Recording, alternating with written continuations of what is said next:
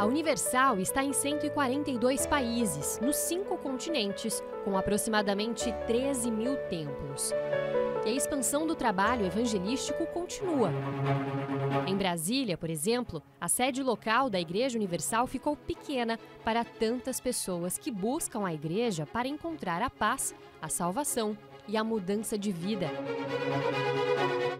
Por isso, na capital brasileira, está em fase de finalização o mais novo templo, o chamado Solo Sagrado.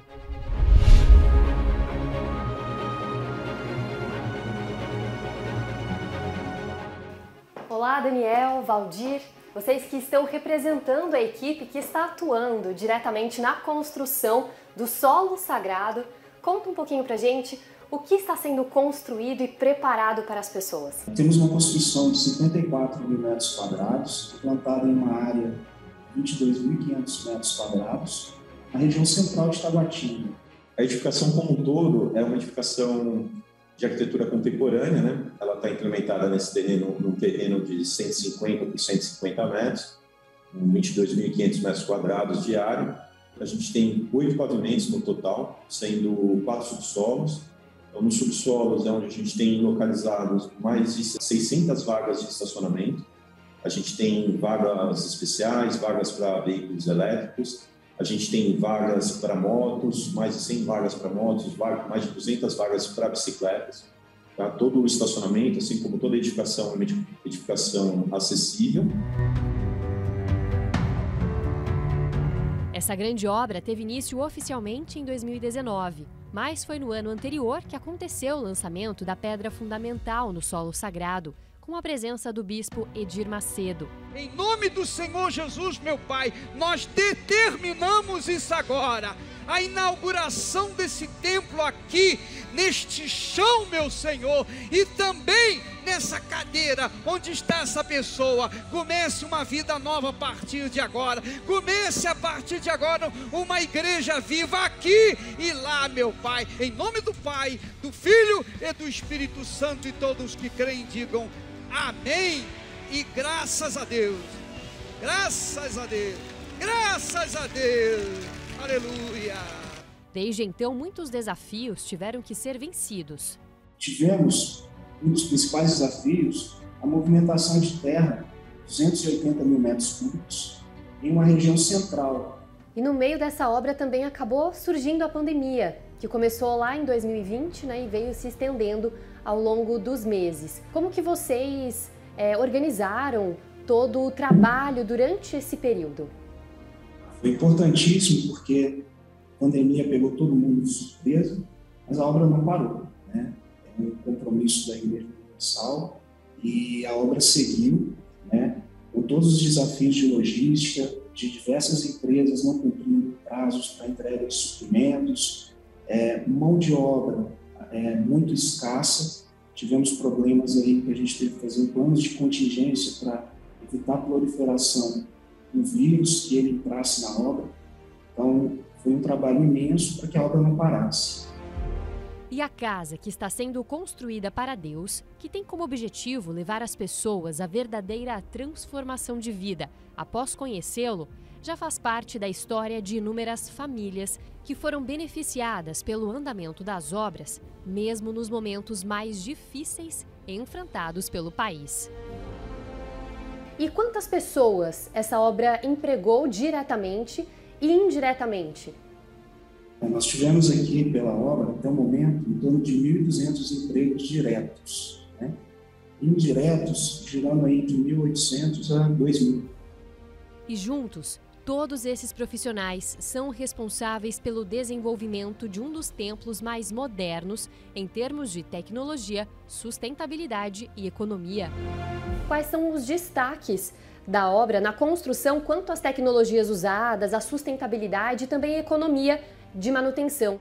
A gente aplicou a pele de vidro em todo o edifício, a gente trabalhou com uma grande marquise para proteger essa pele de vidro da incidência solar em alguns momentos do dia, mas mesmo assim a gente ainda aplicou no próprio vidro um PVB de controle térmico que reduz muito a quantidade de raios UV que entram no edifício. Isso permite que a gente tenha uma economia muito grande do sistema de ar-condicionado, né? A construção tem um conceito totalmente inovador, com arquitetura contemporânea e diferenciada. Contudo, o valor de uma igreja construída não está apenas em sua beleza física, mas também no que acontece ali dentro, quando o poder de Deus é visto na vida das pessoas. Cada porta aberta de uma Universal representa histórias que serão completamente transformadas com a ação do Espírito Santo. Trata-se de um pronto socorro espiritual para o alívio da alma daqueles que sofrem. E para que isso aconteça, Deus conta com as pessoas que estão dispostas a estender as mãos àquelas que ainda não conhecem a fé, como é o caso do Sr. Galdino, personagem fundamental para o desenvolvimento da Universal em Brasília. Ele, que teve a vida transformada depois de conhecer o poder de Deus, foi o fiador da primeira Universal em Brasília. Para mim, a Igreja Universal, ela é um instrumento enviado por Deus para que a humanidade pudesse ouvir e assistir e aceitar o Senhor Jesus com mais rapidez. Em momento algum, as promessas presentes na palavra de Deus foram invalidadas ou anuladas. Elas foram vistas na vida do Sr. Galdino, mas também na vida das pessoas que ajudaram na construção do solo sagrado. Histórias foram transformadas à medida que as obras avançaram. Elaine é prova disso. Elaine, como a sua vida foi impactada com a construção do solo sagrado? À medida que a obra foi crescendo, a minha vida também foi crescendo. Então eu fui aprendendo a trabalhar, Deus foi me direcionando, Deus foi me instruindo para fazer negócios, Ele me direciona em tudo. Nos últimos 6 meses eu passei a ver, né, a construção sendo feita. Então cada dia eu vejo uma mudança, é um alimento espiritual enorme estar aqui perto, poder fazer parte dessa construção, poder ver que o meu sacrifício levantou um pouco de cada lugar da catedral, é muito importante. E Elaine, qual que é a expectativa para a inauguração do solo sagrado? A expectativa para a abertura da catedral é muito grande. Vai ser maravilhoso, né? Muitas almas vão ser alcançadas, vai ter transformação para todo mundo que está, né? A presença de Deus. Só de você passar aqui na porta, você já sente a presença de Deus, a mudança. A catedral abrindo, eu só tenho a agradecer. Não tenho nada a pedir mais para Deus, porque Deus já me deu tudo que eu precisava. Agora é só o momento de entrar na catedral para agradecer. Faltam poucos dias e todo aquele que quiser participar dessa história de êxito é bem-vindo. Não importa a sua crença ou religião. Você é um convidado especial para participar da semana de inauguração e consagração do solo sagrado, de 1º a 7 de agosto. Para saber como participar presencialmente, acesse solosagrado.org. Já quem está em outras regiões do país e deseja participar desse momento especial, a inauguração do solo sagrado será transmitida ao vivo pelo univervideo.com. Bem-vindos aqui ao Entre Linhas de hoje. Você acabou aí de acompanhar a matéria sobre a conclusão, a reta final do solo sagrado, a nova catedral do Distrito Federal em Brasília, que está prestes a ser inaugurada neste 1º de agosto, primeira semana de agosto, uma semana especial de inaugurações, e você pode saber mais a respeito no site solosagrado.org. Ali você tem as informações, as datas, os horários de inauguração, e muitas pessoas de todo o Brasil e até de outros países estarão ali presentes, com reuniões especiais feitas pelo Bispo Macedo todas as noites, e nós teremos também o prazer e o privilégio de estarmos fazendo a primeira terapia do amor em Brasília, no solo sagrado, no dia 3. Segunda, dia 1, terça, dia 2, quarta, dia 3, quinta, dia 4, na verdade. Quinta-feira, dia 4 de agosto, estaremos lá com o Bispo Wagner e toda a equipe ali do Distrito Federal, realizando a primeira terapia do amor no solo sagrado. Será uma alegria muito grande para nós e estaremos com vocês também celebrando essa grande vitória depois aí de quase 5 anos, né? Na verdade, de projeto, entre projeto e obra. Finalmente chegamos ao final. E que Deus abençoe a todos vocês que têm feito parte deste projeto e que agora poderão se alegrar com a gente na inauguração do solo sagrado. Eu quero dar as boas-vindas aqui aos nossos convidados de hoje, a Edilane e o Roberto. Tudo bem? Tudo bem, bispo. Bem-vindos ao programa. E vocês, com certeza, devem ter aí, como todos os membros da Universal, essa alegria de ver a obra sendo completada, né? Em Brasília. Com certeza, bispo. Estão planejando em visitar em algum momento? Sim, vamos sim. Será um novo ponto, né, de visita, assim como as pessoas vêm do Brasil inteiro visitar o Templo de Salomão. Brasília será novamente um lugar para os membros da Igreja Universal visitarem. Vale a pena realmente conhecer o solo sagrado, uma arquitetura aí única e principalmente pelo ambiente sagrado que vai se criar ali a partir dessa inauguração. Bom, e vocês estão aqui para outra razão, para contar a história de vocês. E a gente vai conhecer um pouquinho da história da Edilane e do Roberto. Agora a gente já volta aqui para falar com eles. E se você estiver precisando de ajuda, desabafar com alguém, pode entrar em contato agora com a nossa central, que é o 11 3573 3535. Se neste momento você está passando uma grande luta na sua vida, uma grande dificuldade, e você precisa de ajuda, você precisa de orientação, o nosso SOS espiritual está à sua disposição. 11 3573 3535. Se preferir o WhatsApp, pode enviar para o 11 3573 3500. Vamos conhecer aí mais um pouquinho da história da Edilane e do Roberto. Eu me chamo Roberto Espíndola, tenho 40 anos.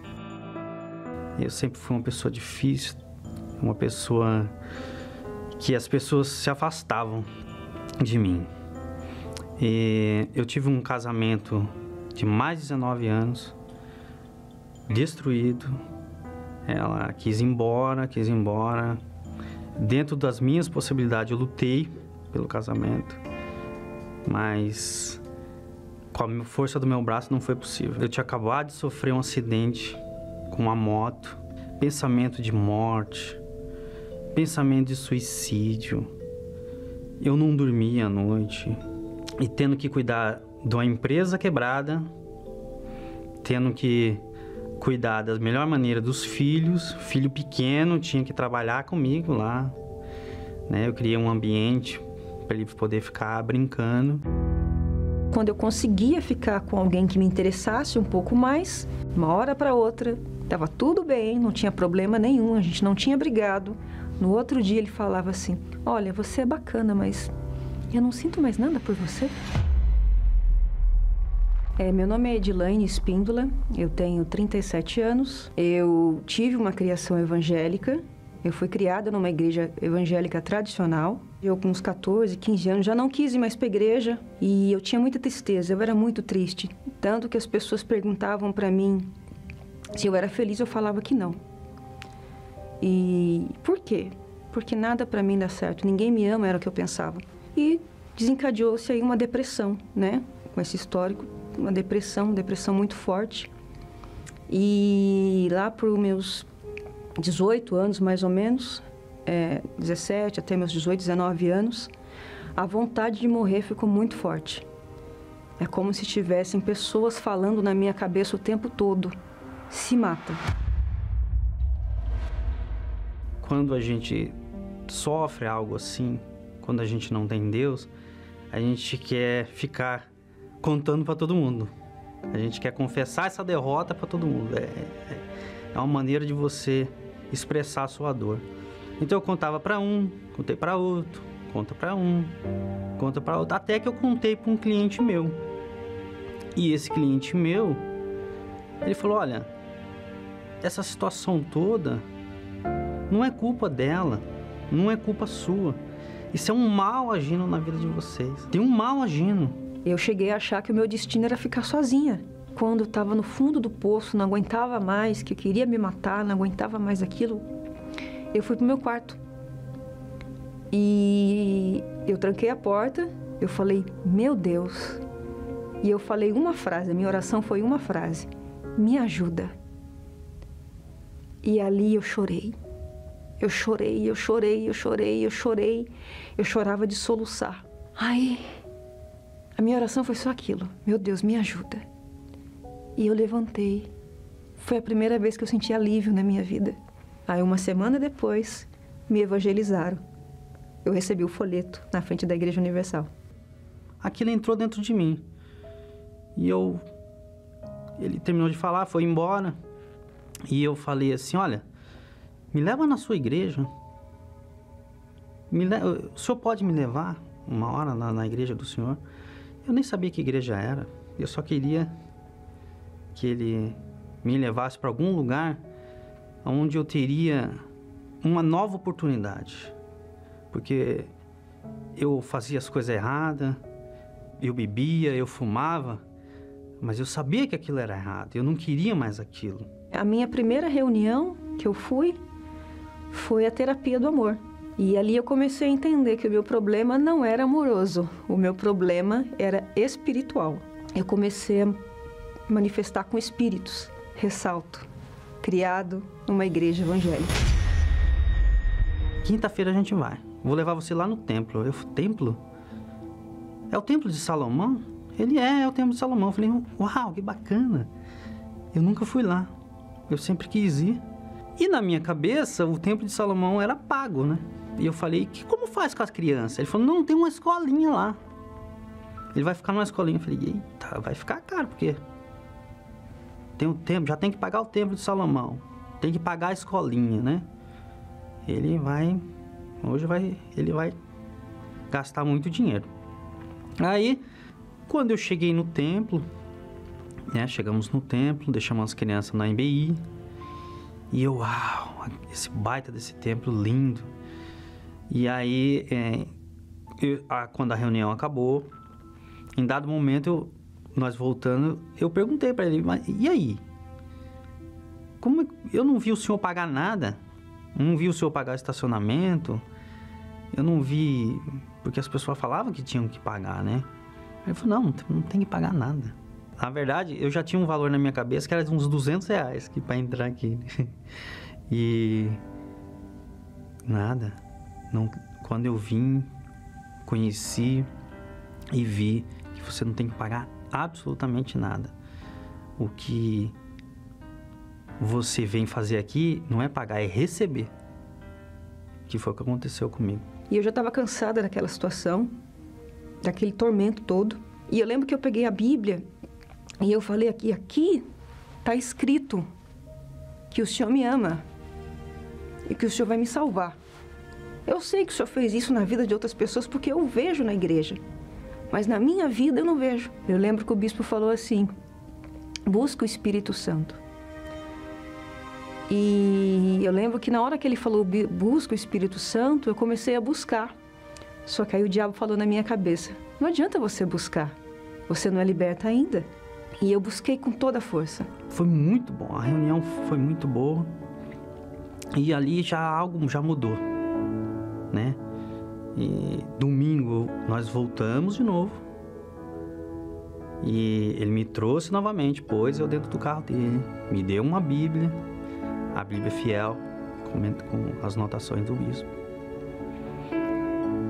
E eu assisti a reunião, o bispo Renato chamou lá na frente quem queria entregar a vida para Deus e eu fui. Eu fui porque tudo que eu queria era não ser mais aquela pessoa. Foi o dia mais feliz da minha vida. A Edilaine e o Roberto entenderam o significado de entregar a vida para Deus e ouviram do Altíssimo. Em lugar da vossa vergonha, tereis dupla honra, e em lugar da afronta, exultareis na vossa parte. Quer saber como tudo isso foi possível? Acompanhe agora no Entre Linhas.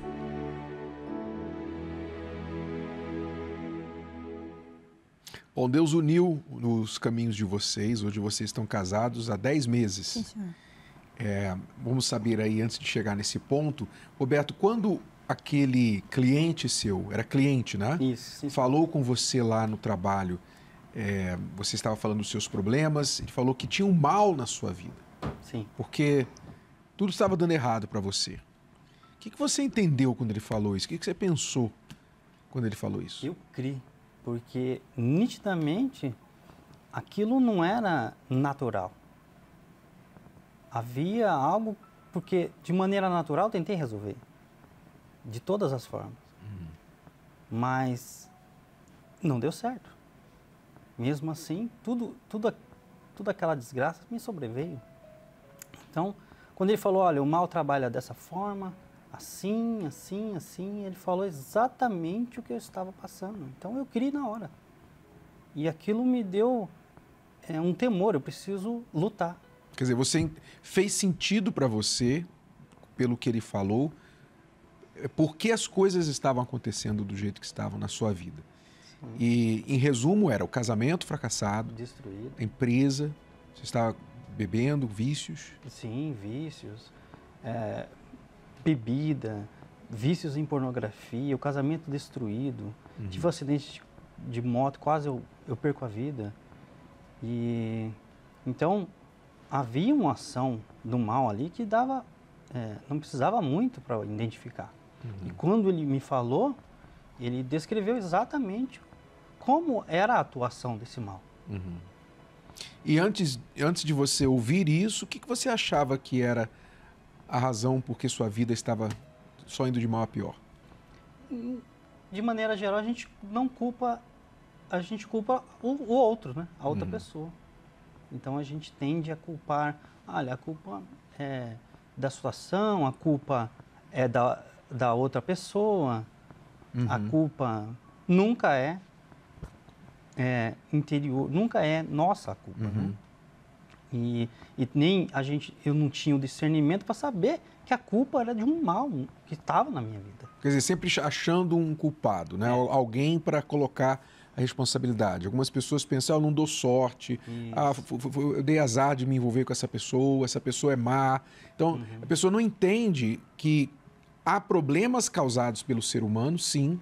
Muitas vezes nós fazemos más escolhas e trazemos dificuldades para nós mesmos, mas há coisas que começam a acontecer que não são mais naturais, não são mais de uma coisa normal, né? Você começa a ver que uma área da sua vida não desenvolve. Por mais que você seja uma pessoa esforçada, você é um empresário. Então você não era preguiçoso, você era uma pessoa capaz. E mesmo assim tudo dava errado, o dinheiro não parava na sua mão, a empresa falindo. Quer dizer, então você começou a pensar, poxa, é demais. E aí quando você ouviu que aquilo tinha todas as digitais, as características da ação de um mal, acendeu uma luz para você. Poxa, é verdade. Só isso explica por que a minha vida está assim. Essa foi a sua conclusão. Exatamente o que aconteceu. Porque eu sempre trabalhei. No horário que eu sempre trabalhei, eu ainda trabalho, das 9 às 18. Mas a empresa era quebrada, nem dava para se chamar de empresa. A vida amorosa destruída, né? Eu tenho um filho, na época com 17 anos, pouco comunicação tinha com ele. Então, a vida de cabeça para o ar mesmo. E como eu não tinha nenhum conhecimento espiritual, a gente acha que isso é azar, na melhor das hipóteses. Aí quando esse cliente te convidou para vir ao templo, você pensou que ia gastar uns R$200 aqui.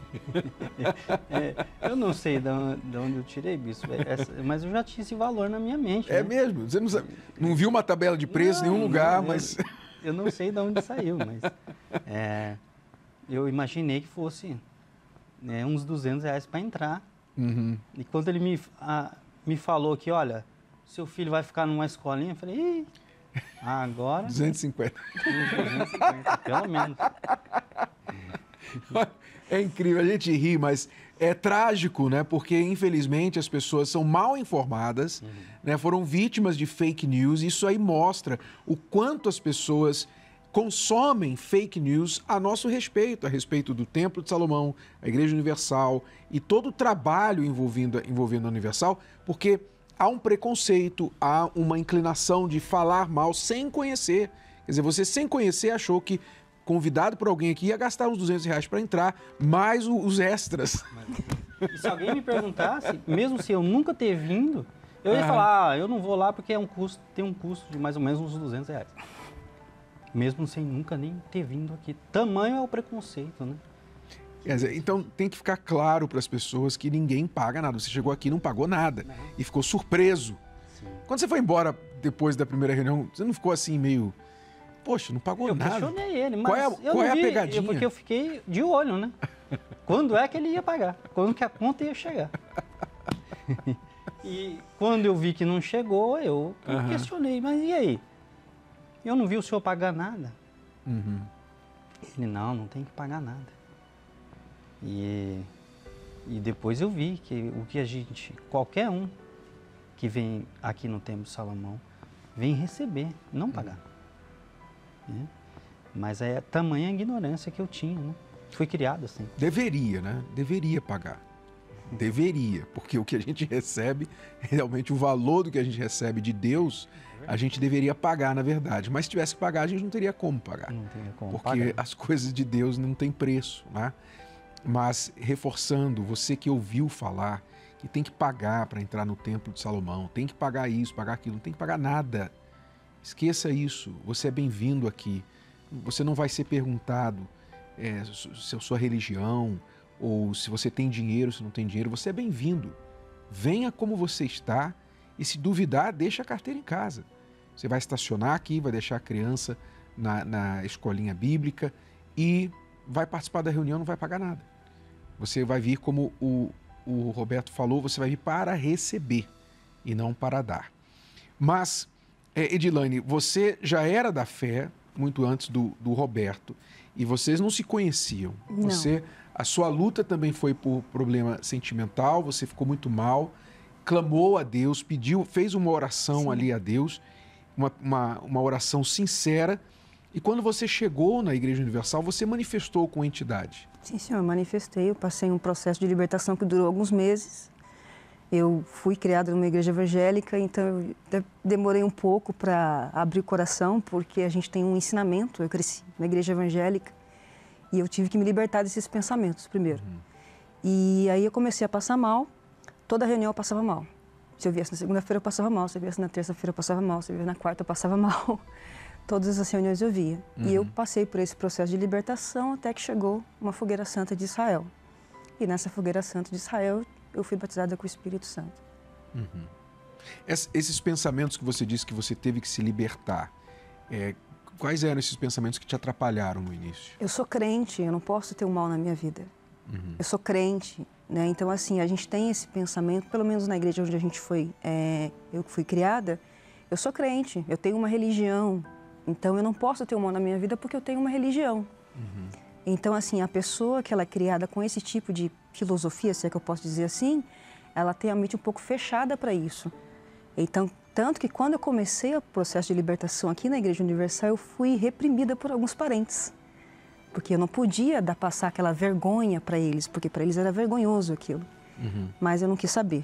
E eu segui em frente e consegui ser batizada com o Espírito Santo. Quer dizer, é muito importante esse ponto que você está falando, porque muitas pessoas que frequentam uma igreja, independente da denominação, frequentam uma igreja, acham que o fato de frequentar a igreja, de crer em Deus, impede que ela esteja endemoniada. Vamos falar a palavra certa. Possessa por um espírito. Mas quando a gente abre a Bíblia, os evangelhos, a gente vê lá que Jesus uma vez entrou numa sinagoga e lá dentro da sinagoga, no meio da reunião, uma mulher que frequentava a sinagoga estava possessa de um espírito de enfermidade que fazia com que ela andasse encurvada já por 18 anos. E Jesus disse, essa mulher tem sido escravizada por Satanás por 18 anos. Mas ela era fiel membro da sinagoga judia. Então, muitas pessoas, infelizmente, que frequentam uma religião e sofrem com doença, com depressão, com pensamento de suicídio, sofrem com uma área da sua vida amarrada, financeira, ou familiar, ou sentimental, sofrem. Tem algo na sua vida que não desenvolve, é atrofiado, aquela parte que claramente, como o teu cliente falou para você aquele dia, tem um mal aí. Né? Tem um mal aí. E no seu caso, o mal era o quê? Quais eram os sintomas que você percebia na sua vida antes de ser liberta? Justamente o que o senhor falou. Tinha uma religião, mas a minha vida era uma desgraça. A gente passava fome, eram muitas brigas dentro de casa. Meu pai sempre foi uma pessoa que trabalhou por conta, sempre foi autônomo, empresário. Ele fazia as coisas durante um tempo e depois daquele tempo, do nada, tudo amarrava. Tudo amarrava. A gente ficava devendo aluguel, A gente ficava passando fome, cortavam a água, cortavam a luz. Inclusive, quando a gente chegou na Igreja Universal, a gente estava devendo 6 meses de aluguel, tinham levado o relógio da água, tinham levado o relógio da luz e a gente não tinha comida em casa. Eu lembro que, na época, o pão custava 10 centavos e a gente não tinha 10 centavos para comprar um pão. Então, foi assim que a gente chegou na Igreja Universal. E a gente foi na Igreja Universal porque a gente era aqui de São Paulo, fugimos para Minas Gerais por causa das dívidas, fugimos durante a noite e fomos para essa cidade lá em Minas Gerais. E fomos parar na Igreja Universal porque era a única igreja evangélica que tinha lá, não tinha outra igreja. Então, meu pai, no auge do desespero, foi para a Igreja Universal. Quer dizer, na miséria total, humilhação e crendo, né, numa religião, sendo uma pessoa lá indo à igreja.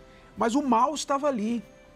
Então, muitos, infelizmente, eu quero falar com você agora, vou falar de muitos, não, vou falar de você.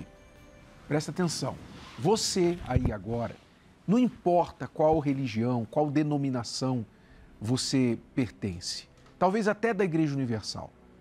Assim como aquela mulher na sinagoga, que por 18 anos estava endemoniada, e Jesus colocou a mão sobre ela e expulsou dela o demônio que estava no corpo dela, e ela se endireitou imediatamente, passou a andar ereta, sem enfermidade, sem dor. Talvez você é uma pessoa que crê em Deus, uma pessoa sincera, uma pessoa caridosa, uma pessoa que procura andar no que é reto, no que é justo. Você não é perfeito, como ninguém é, mas você procura fazer a sua parte, inclusive seguir as tradições da sua religião, da sua denominação.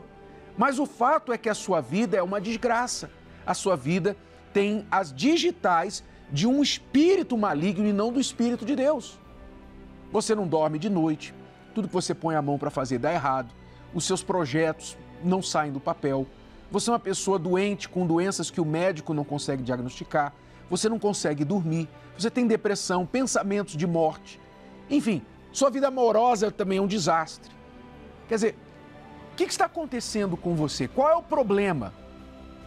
Você precisa identificar a raiz do seu problema, que é espiritual. Quando tira o mal da vida da pessoa, a vida começa a andar. É isso que acontece. Quando o cliente do Roberto falou para ele, tem um mal na sua vida, é porque ele já com certeza é da Universal e já era há muito tempo. Então, quando ele viu a sua vida, você contando os seus problemas, ele sabendo da verdade, ele logo viu, isso aí não é normal. Você tem um problema, você tem um problema espiritual. Quer dizer, ele te diagnosticou logo, porque ele sabia, ele era conhecedor da verdade. E é o que nós estamos falando aqui. Você que está vendo isso acontecer na sua vida, você tem que acordar, despertar. Coloca um pouquinho de lado a denominação, a tradição, a religião, coloca isso de lado. E usa a tua cabeça e lida com os fatos. Quais são os fatos? Você crê em Deus, mas vive uma vida como se estivesse crendo no diabo. Então isso não é normal. O que você tem que fazer? Você tem que fazer o quê? Você tem que buscar a libertação. Busque a libertação. O mal existe. Como Deus existe, o mal também existe. Nem tudo que está errado no mundo é por causa de um mal. O ser humano ajuda muito. Os erros humanos, as más escolhas ajudam muito. Mas quando a pessoa soma as más escolhas dela com uma força maligna que está atuante na vida dela, isso faz com que a sua vida seja, na sua maioria, só de sofrimento.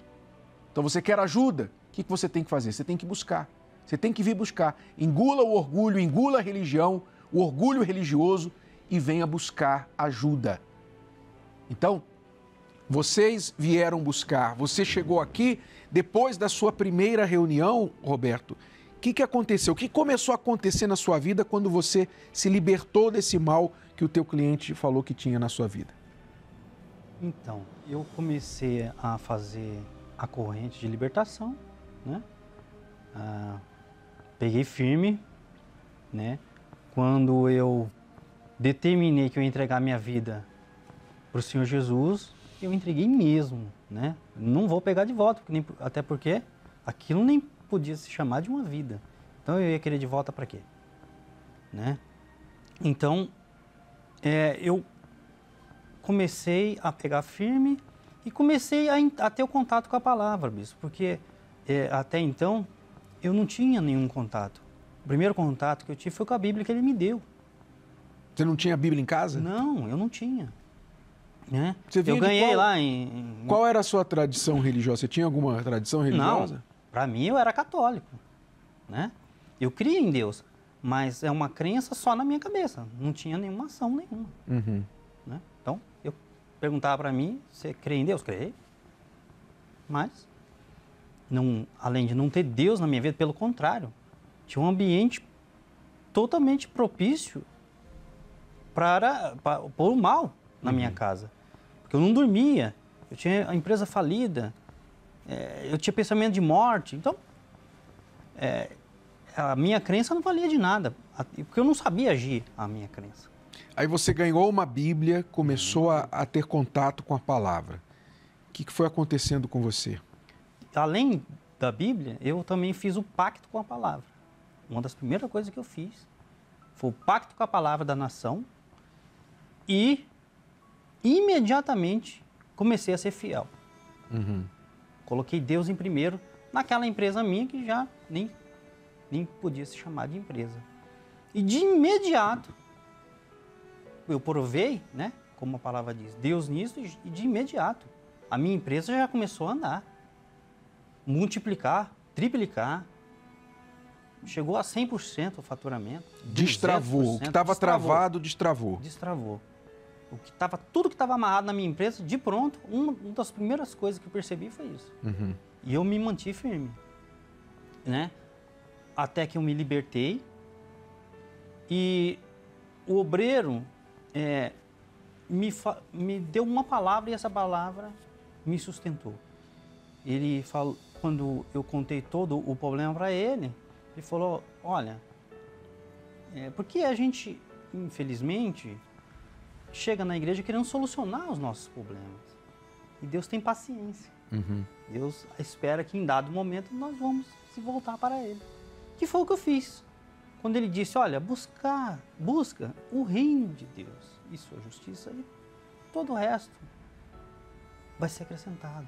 Deus vai arrumar sua empresa, Deus vai prosperar, vai restaurar sua casa, vai te dar um casamento abençoado. Uhum. E foi o que aconteceu. Então eu comecei a buscar a Deus. Parei de focar no problema. Eu fiz voto pelo problema, na vida amorosa. Eu fiz sacrifício, fiz fogueira santa. E em dado momento Deus falou, agora você tem que confiar. Uhum. Busca a mim. E eu me preparei e fui buscar integralmente o Espírito Santo, entregar para Deus. Quer dizer, você entendeu que não deveria se vir à igreja só buscar a bênção, mas o abençoador. Sim. Colocar Deus em primeiro, que o resto ele iria cuidar. Você fez essa mudança e foi isso que aconteceu. Sim.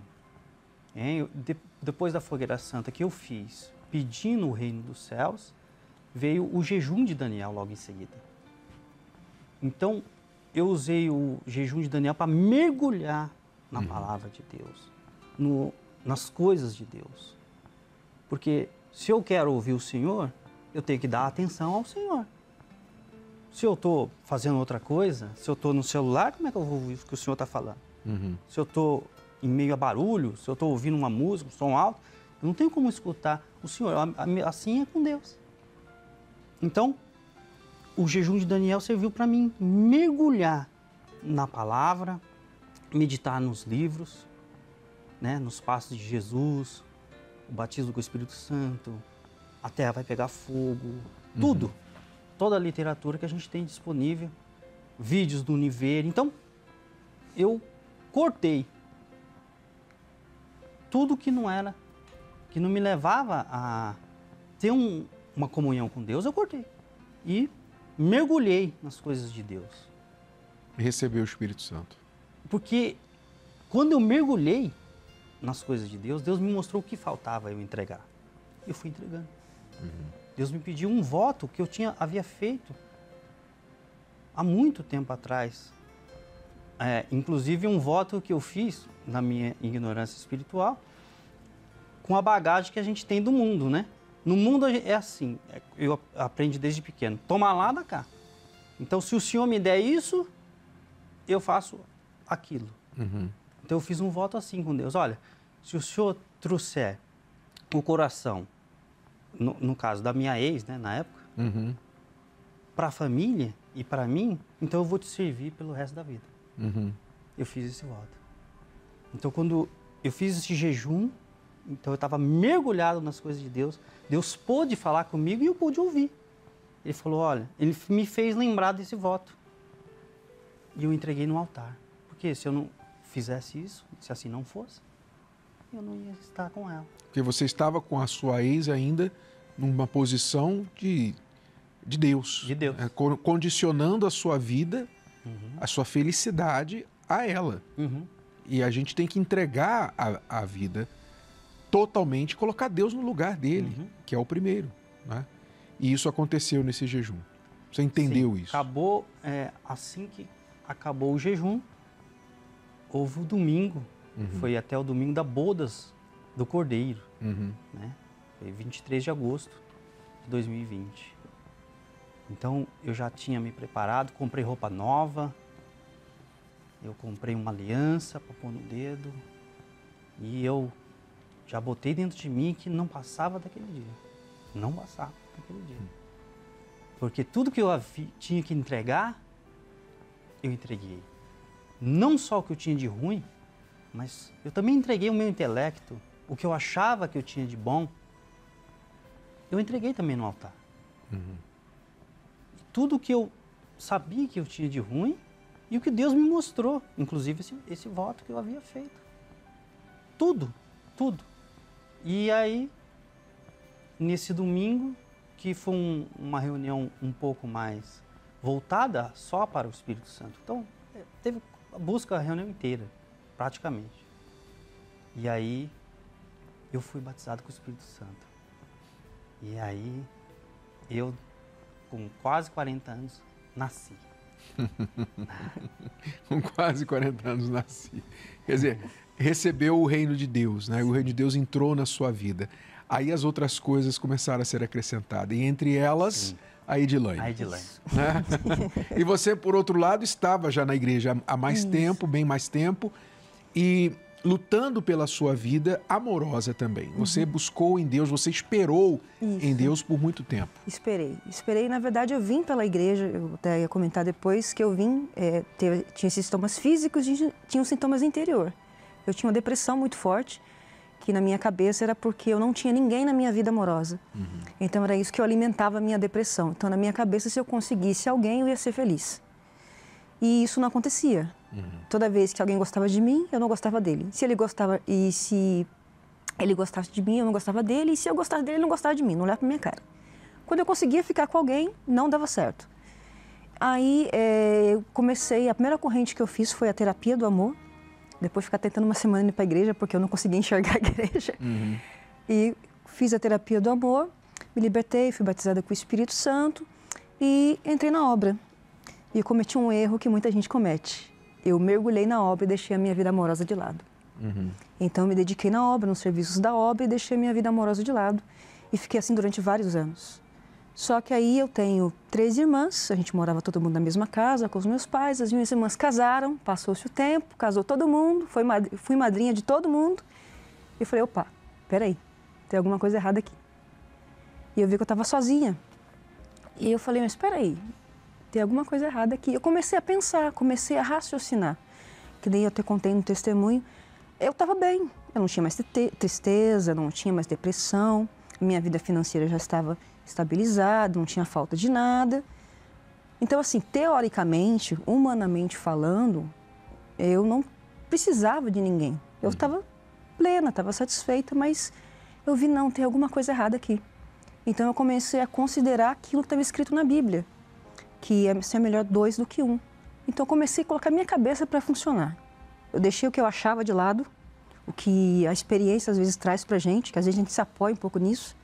Deixei de lado e comecei a colocar minha cabeça para funcionar de acordo com a palavra de Deus. Melhor é serem dois do que um. Isso quem disse foi o próprio Deus, né? A própria palavra diz, não é bom que o homem viva só.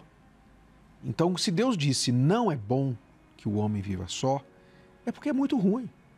É muito ruim. Não adianta você falar, não, eu estou bem, tal, tudo bem, você não é obrigado a casar. Mas não diga que é melhor estar sozinho do que estar bem acompanhado. Eu até entendo quando as pessoas dizem é melhor só do que mal acompanhado, mas elas esquecem que é o bem acompanhado, né? E estar só é cruel, sabe? A solidão é cruel. A solidão, ela maltrata, a solidão, ela castiga. E muita gente acha que a solidão é boa, né? Que você vai conseguir lidar com isso o resto da sua vida, e não vai. Você vai ter as suas dificuldades, o ser humano não foi feito para ficar sozinho. Então, tudo bem, você passou um relacionamento abusivo, você sofreu com alguém e agora você saiu desse relacionamento, você, puxa, tô respirando, tô livre, tô bem agora. Você está bem porque você saiu de um relacionamento abusivo. Mas a solidão em si não é um estado que é propício para o bem-estar do ser humano. Basta dizer que o maior castigo que um prisioneiro pode receber é ficar na solitária. Então, solitária, quer dizer, solidão é castigo. E se você ficar só, mas eu não consigo e tal, e ficar dando desculpa e não lutar pela sua vida amorosa, mesmo crendo em Deus, então você vai ficar convivendo com a solidão. Você começou a servir a Deus como obreira e achava que vai acontecer automaticamente. Foi no que eu acreditei, né? Que a gente serve a Deus que vai acontecer automaticamente. Só que se passaram quase 20 anos e isso automaticamente nunca aconteceu. Então eu comecei a raciocinar justamente, seguir essa linha de raciocínio do Senhor. É melhor ser dois do que um. Peraí, mas se Deus fala que é melhor, então é melhor. Não interessa o que eu acho. Se fala que não é bom que um esteja só, então é ruim estar só. E eu comecei a raciocinar sobre isso. Até que eu já conhecia essa palavra, mais uma vez, assistindo uma meditação, quando a Cristiane, esposa do Senhor e Bispo Macedo, me veio essa palavra, e essa palavra entrou dentro de mim, que é Deus faz o solitário morar em família. Aí eu pensei, Deus faz? Então se é Ele que faz, eu vou pedir para Ele fazer para mim. Se é Ele que faz, eu vou pedir para Ele fazer para mim. E se é Ele que faz, não sou eu que faço, não é da minha maneira que faço. Então eu vou até Ele e Ele vai fazer para mim. Ali eu dei uma guinada de 180 graus no que eu achava e comecei a buscar com força pela minha vida amorosa. Deixei algumas coisas de lado, até mesmo na igreja, e fazia terapia do amor, fazia votos, fazia fogueira santa, fazia orações, fazia jejum e deixei tudo de lado. Achei pessoas que eu me interessava, que eu achava, também deixei tudo. Eu só queria que Deus cumprisse a promessa dele na minha vida. E foi isso que eu fui atrás. Toda a terapia do amor que eu fazia, às vezes com o Bispo Adilson aqui, às vezes com o Pastor Rodrigo, eu fazia e pedia para Deus cumprir a promessa dele. Foi fácil? Não foi fácil. Não foi fácil, mas assim como o Espírito Santo é o mais importante, e em segundo lugar o mais importante é a vida amorosa, eu sabia que eu tinha que colocar força. Então foi isso que eu fiz. Aí, numa determinada reunião, teve a fogueira santa, voltando um pouquinho, em dezembro, e eu fiz o meu sacrifício pela minha vida amorosa. E dei o meu tudo, trabalhava, fazia hora extra, fazia jejum, fazia oração. Fiz um sacrifício que até então eu nunca tinha feito. Coloquei no altar, isso em dezembro. Eu não sei explicar para o senhor, mas quem é da fé vai entender. Quando eu desci do altar, o Espírito Santo falou na minha mente, você vai conhecer seu marido em fevereiro. Em fevereiro. No dia 20 de fevereiro eu conheci ele. A gente teve uma reunião do Unigrejas e eu olhei para ele. Eu falei, olha, que interessante. Mas ele me chamou a atenção. Mas eu esperei, eu orei, e a gente começou a ter mais reuniões ainda, do que o habitual. E toda vez que a gente tinha reunião, a gente conversava. Criava-se situações e a gente conversava. E aí foi crescendo a amizade, Quando a gente já estava... Para começar o namoro, eu já tinha certeza que era ele. Quer dizer, e o que você fez, é importante ressaltar aqui, Edilane, que o que você fez não foi ansiedade do que quando você estava lá na terapia do amor, fazendo os seus propósitos, votos com Deus e etc. Você não estava ansiosa, você estava manifestando a fé. Você estava usando a fé segundo a palavra. Você viu a palavra de Deus e você disse, eu creio nisso, eu quero isso para mim. Se Deus faz o solitário habitar em família, então é Ele que faz. Eu vou buscar a Ele para que Ele faça isso na minha vida. Exatamente. Quer dizer, você usou a inteligência e aí fez a sua parte. Então Deus foi trabalhando. Você tem que entender isso, preste atenção, você que é uma pessoa solteira na igreja, você é um homem, uma mulher, um obreiro, uma pessoa que talvez você está aí esperando. E você foge da terapia do amor. Você foge desta reunião porque você fala, não, Deus vai honrar. Mas Deus vai honrar o quê? Deus vai honrar o quê que você está fazendo? Com respeito à sua vida amorosa. Deus honrou a Edilane quando ela manifestou a fé na vida amorosa. E ali, então, ela deu a Deus algo para Ele honrar. Mas você acha que Deus vai te honrar porque você está tocando todas as outras áreas da sua vida, menos amorosa, você acha que Ele vai fazer aquilo cair do céu e acontecer? Não vai. Você trabalha para todas as áreas da sua vida, para você ter resultado, e a vida amorosa você acha que é automático. Então não é inteligente isso. Então trabalhe para que a promessa da família aconteça com você. Esse versículo, que acho que é Salmo 68, se eu não me engano, a gente vai achar aí, que Deus faz o solitário habitar em família. Essa palavra, ela diz claramente o que Deus quer fazer e qual é o plano dele. Se você não tem uma família, você não tem um marido, uma esposa, e você tem esse sonho, você talvez tem filho, mas esse filho não tem um pai, esse filho não tem uma mãe. Você não formou essa família ainda na sua vida e você tentou com as suas forças e não conseguiu, o que é que você precisa fazer? Você precisa vir para o altar, você precisa vir para a palavra de Deus, que ela vai se materializar na sua vida. Então, hoje essa palavra se materializou, né? Coloca aí o versículo, por favor. Salmo 68 e versículo 6, aliás. Deus faz que o solitário viva em família. Liberta aqueles que estão presos em grilhões. Mas os rebeldes habitam em terra seca. É verdade, rebelde. Rebelde é quem? É aquela pessoa que diz, não quero. Não, mas eu acho, você falou dos achismos, né? Eu acho isso. Não, mas eu acho aquilo. Não, mas eu acho aquilo outro. Tá bom, então fica em terra seca. Você está aí na terra seca, porque você é rebelde, você é cabeça dura. Esse é o seu problema. Mas se você se curvar à palavra de Deus, essa palavra aqui vai se cumprir na sua vida. Então coloca as fotos aí agora que mostram que isso aqui se cumpriu na vida da Edilane. Então a Edilane hoje habita em família, né, Edilane? Sim, senhor. Já veio pronta, né? Já veio pronta, só faltava eu.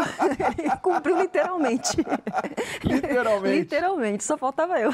Como é que foi, Roberto? Você também procurava uma pessoa, né? Sim. E a primeira reunião que eu vim, estava no começo do propósito do pacto com cordão de 3 dobras. Uhum. E eu, mais do que ninguém, sabia que um relacionamento sem o Espírito Santo estava fadado ao fracasso. Uhum. Então, eu queria também uma mulher de Deus e também não poderia ser ansioso. Então, eu confiei também no altar. Uhum. Eu sacrifiquei, fiz uma fogueira santa nesse sentido e confiei. Confiei que Deus ia me mostrar. E quando eu comecei a conversar com ela, eu não tinha interesse nenhum nela, essa que é a verdade. Ela não gosta que eu fale. Mas é verdade. Mas muitos relacionamentos começam assim. A pessoa olha para outra e não sente nada. De repente, Deus faz nascer o sentimento. Eu costumo falar que se eu tivesse eu escolher ela na igreja, eu nunca ia escolher. Uhum. Então, quando a gente começou a conversar e começamos e meu filho falava, e essa obreira aí? Não, deixa a obreira. Ele já tinha visto, né? Você não tinha visto ainda. eu tinha muito temor também, né? Uhum. E até de olhar para a obreira. E aí, eu comecei a orar, bispo. Comecei a orar e à medida que a gente foi tendo mais contato, eu fui orando mais. Até um certo dia, que eu tinha que pegar o material com ela. E eu falei, olha, eu tô indo, era um sábado, eu falei, eu tô indo.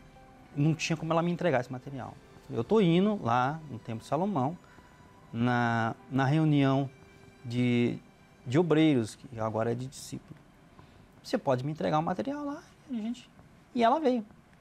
Então aqui ela teve o contato já, primeiro contato com o meu filho pequeno, né? À época eu acho que com 4, 5 anos. Então a gente levamos ele na IBI, a gente foi conversando, voltamos, conversando, assistimos a reunião junto. Então ali naquele dia, quando eu cheguei em casa, aí eu comecei a orar mesmo ao Espírito Santo. Olha, se é ela, o Senhor vai me mostrar, porque eu não tenho interesse nela. O Senhor vai criar esse interesse em mim. E é a minha fé. Então, tudo eu consulto Deus antes. Uhum. E eu fui, me ajoelhei e pedi. E todo dia eu orava. Olha, se é ela, o Senhor vai me mostrar. Tenho certeza. E fiquei tranquilo. Falei, porque se é ela, o Espírito Santo vai me mostrar. E quando que ele mostrou? Foi quando... foi meio ilusitado, porque a gente conversando pelo telefone, e deu na minha cabeça de pedir para ela uma ligação de vídeo. E quem faz isso? Ninguém faz isso. E aí teve uma pausa dramática de uns 5 minutos para me responder, que eu falei, ela deve estar se ajeitando. Aí, quando voltou dos 5 minutos, ela, posso? Claro.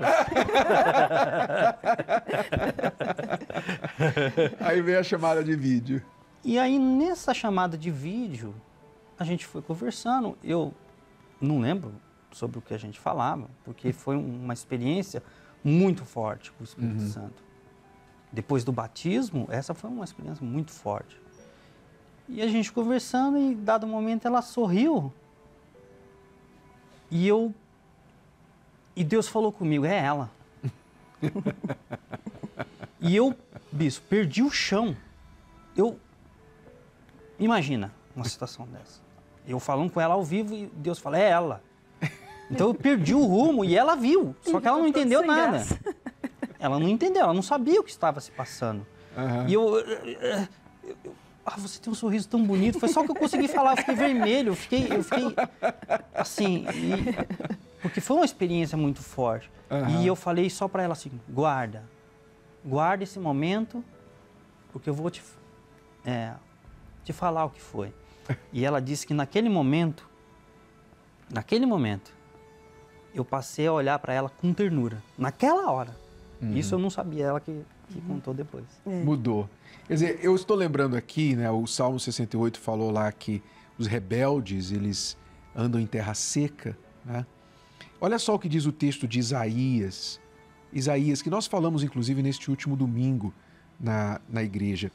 O texto diz assim, ai dos filhos rebeldes. Olha novamente Deus falando dos rebeldes. Rebelde é aquele que não ouve, que desobedece, né? Diz o Senhor, que tomam conselho, mas não de mim. Você disse que tomou conselho de Deus. Você foi pedir, Senhor, é ela? Você foi a Deus buscar conselho. Você não foi um filho rebelde, você foi um filho obediente. Tomam conselho, mas não de mim. E que se cobrem com uma cobertura, mas não do meu espírito. Você já tinha buscado o Espírito Santo, se cobriu primeiro do Espírito Santo. Para acrescentarem pecado sobre pecado. Que descem ao Egito sem pedirem o meu conselho, para se fortificarem com a força de Faraó e para confiarem na sombra do Egito. Porque o Egito os ajudará em vão e para nenhum fim. Quer dizer, descer ao Egito, confiar na sombra do Egito é o que muitas pessoas fazem. No desespero, a pessoa fica ansiosa, então ela começa a correr atrás da força do braço. Eu não estou vendo ninguém na igreja, eu vou para o aplicativo, eu vou lá para o Tinder, eu vou lá para buscar uma pessoa na rede social, eu vou lá para a balada, enfim. A pessoa começa na força do braço a buscar a solução do seu problema, seja amoroso ou outro tipo, né? Confia em outras coisas, no Egito, como diz aqui. na força de Faraó. Aí Deus diz assim: por isso clamei acerca disto, no estar inquietos será a sua força. Quer dizer, em estar quieto, em estar confiante em Deus, está a nossa força. O estar quieto quer dizer, você está no altar. Estar no altar é você estar nos braços de Deus, quieto, confiante. Deus vai fazer. Vem uma calma voz, quando você ouviu Deus falando, é ela. Pronto, acabou. Quando você viu Deus falando, em fevereiro você vai encontrar.